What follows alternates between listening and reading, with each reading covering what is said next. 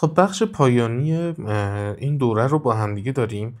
چرا حالا بخش پایانی ما همه تنظیمات رو که بررسی کنیم می‌بینیم که توی دوره‌های قبلی، تو ویدیوهای قبلی کامل بهش پرداختیم و مورد دیگه‌ای وجود نداره.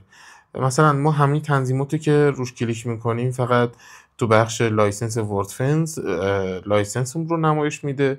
مشاهده سفارشی سازی رو داریم که 4 تا گزینه از مشاهده آیتم منوی تمام تنظیمات هست، مشاهده آیتم منو مسدود کردن، مشاهده آیتم منو ترافیک آنلاین، نمایش آیتم منو، گزارش رویداد.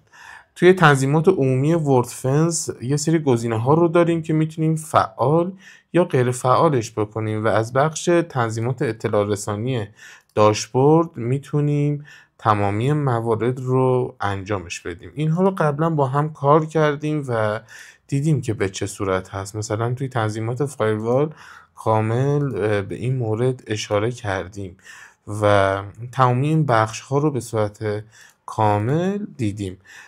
بخش وضعیت کانفیگ رو داریم که همون مواردی که توی داشبورد توضیح دادیم وجود داره.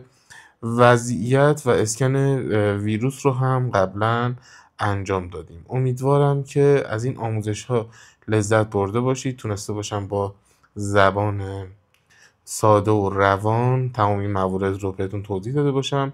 اگر سوالی داشتید تو بخش کامنت‌ها حتما بپرسید. به تک تک سوالاتتون با عشق پاسخ میدم.